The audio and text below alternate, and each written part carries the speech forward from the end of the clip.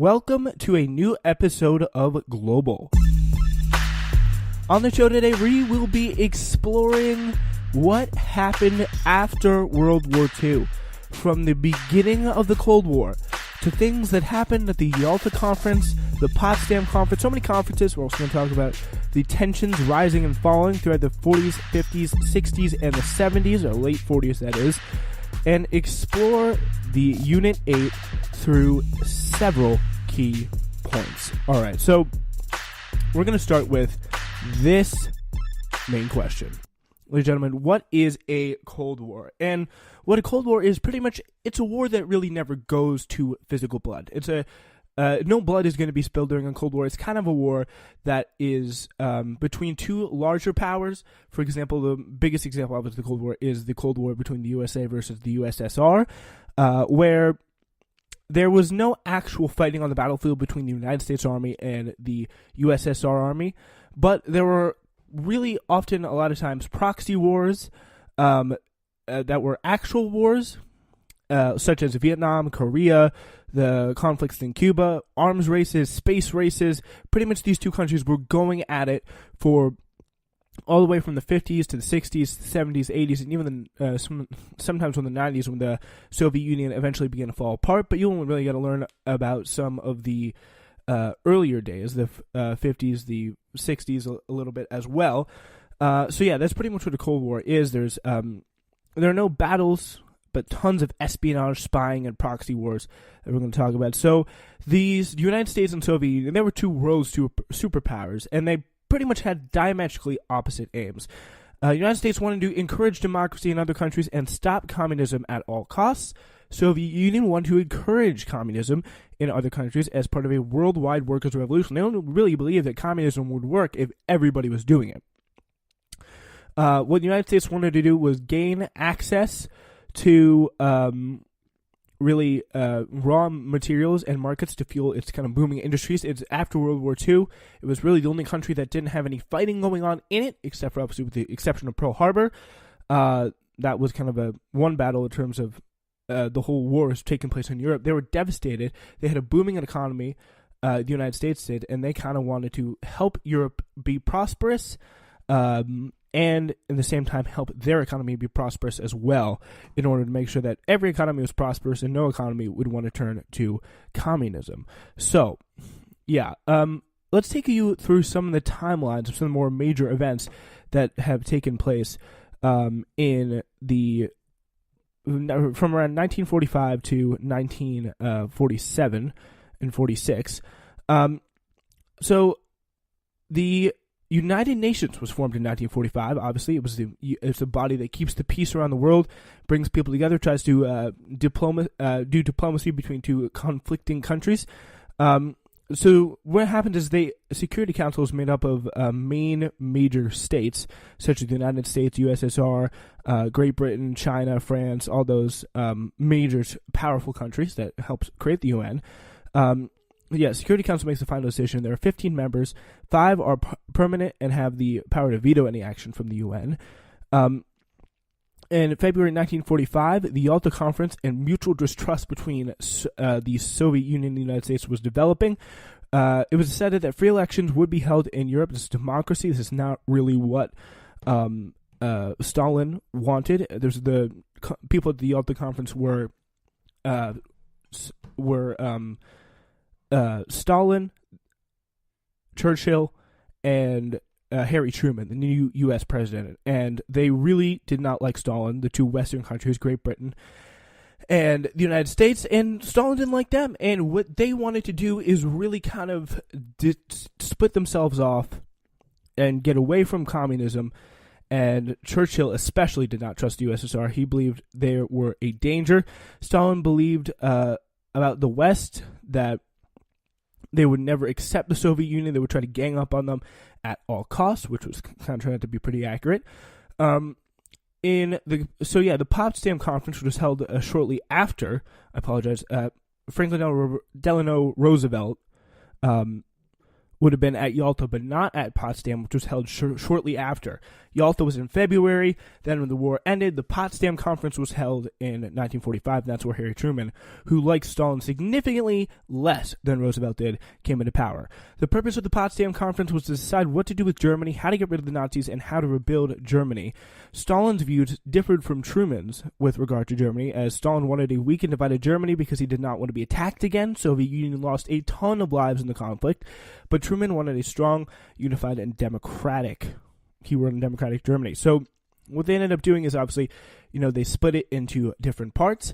In East Berlin was the Soviet side, West Berlin was the Western side, and Berlin was kind of in a sea of the more divided communist Germany, which was really kind of much worse off than the Western Germany, obviously leading for attempts to cross the Berlin Wall.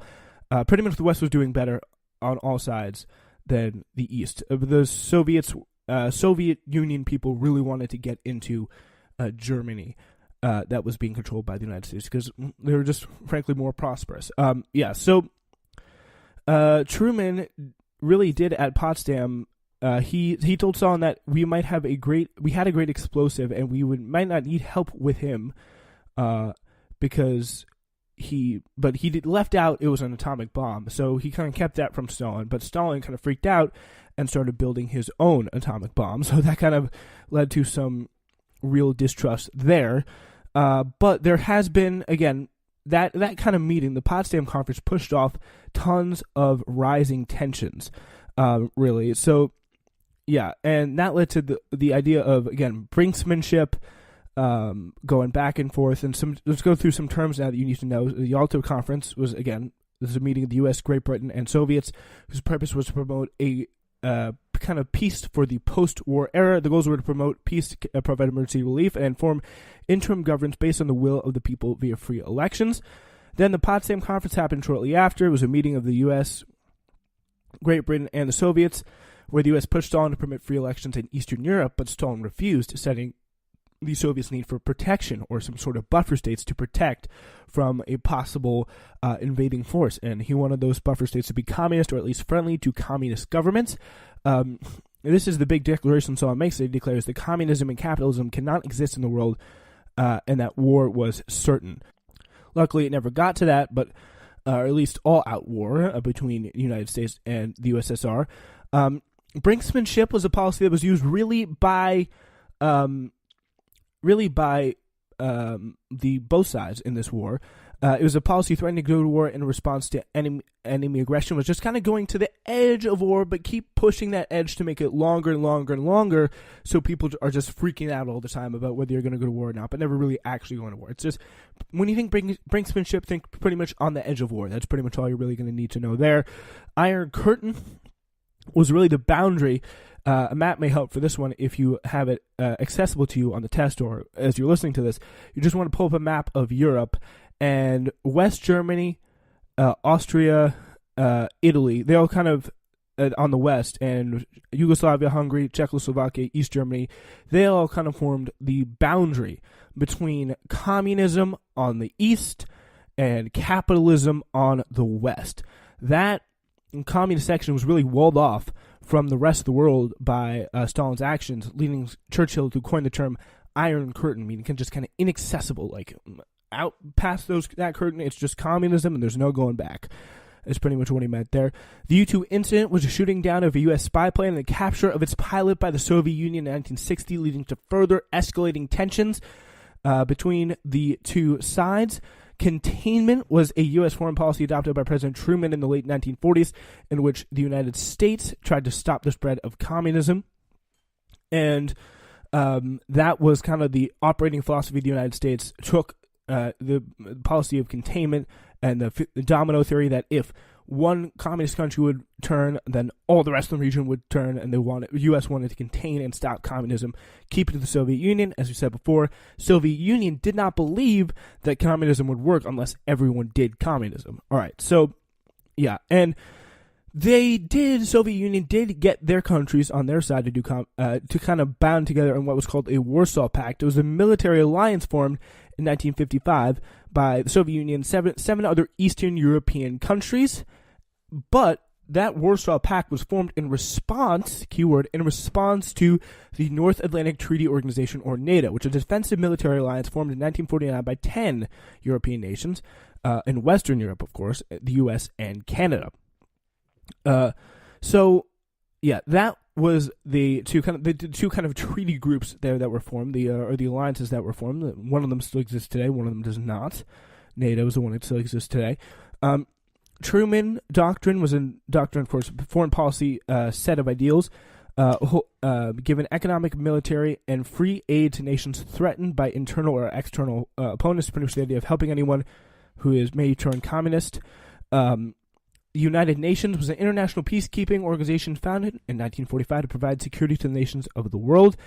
And so that's pretty much some of the key terms that you will need to know.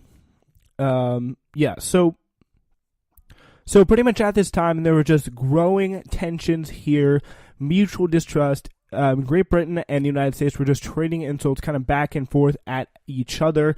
One was saying communism is bad. One is saying you guys are just capitalist pigs, and all you do is just live just disgustingly. So pretty much things were not going well. We talked about the Iron Curtain, all that stuff. Talked about some of the Warsaw Pact and the response to that, NATO and all that. But so one of the things that was going on was the fact that there was somewhat of, after Stalin died, as Russia kind of moved on from kind of the next phase of this aggressive nature of Stalin to Khrushchev, Hungary, one of the countries along the communist side of the Iron Curtain, wanted to rebel. And first, things seemed to be kind of going well. Things were somewhat acceptable. The kind of rebellious force won the revolution against the already in place communist government. The Soviet Union was like, okay, what do you guys want? Khrushchev, the Russian president after Stalin, or Russian dictator, whatever you want to call him, he seemed ready to accept some of the reforms that they responded, but he could not tolerate Hungary leaving the Warsaw Pact. On November 4th at dawn, thousands of Soviet troops and tanks moved to Budapest. 2 weeks of bitter fighting followed before the Hungarian insurgents finally succumbed to the Soviets. Nagy's government was overthrown, and János Kadar, Nagy is the revolutionist leader, and became the new Hungarian communist leader and the general secretary of the Hungarian Socialist Workers' Party. So that is what kind of happened when there was a revolution that tried to take place. It did not work very well. Soviet Union really trying to clamp down on its communist hold, and you're not really doing too great when you have to really stop people from leaving your country because they're leaving it in droves because it's so bad. But that's what Soviet Union really had to do. They built the Berlin Wall in early 1960s. Started off as just a fence, just kind of continued to develop. And that was really an incredible divide because people couldn't see their families. Like if your father went to work or spent the night out with a friend or something like that, the next morning the wall was up and you wouldn't be able to see him for 20 years is really what it was. 28 years. Really some pretty incredible stuff. So, it's been down now for as long as it's been up, but that's a good thing. It shows it kind of moved on, but still, it was an incredible situation, incredible divide that a lot of people had to really deal with. But just really kind of ripping families in half. And that just really was emblematic of some of the tensions rising in Europe between communist and capitalist forces. There's also other instances in Czechoslovakia, but still mostly in Eastern Europe, communists were in power. In Western Europe, the capitalists were in power. Right. But on the other hand, in China, Mao Zedong was a pretty controversial figure in Chinese history. For many, Mao was seen as a savior of China, a leader whose policies rid China of backwardness and corruption, while others viewed him as a leader obsessed with his own power, whose policies brought destruction to China. We're going to go through some of his legacy, but first kind of a review here of how he was able to come to power in the first place. So we're going to take you kind of back all the way to 1912, where the last of China's emperors lost power and gave up the throne. From 1916 to 1935, the regions were controlled by local military leaders known as warlords. So from there on out, two political parties gained support in China, the Communists and the Nationalists. By 1926,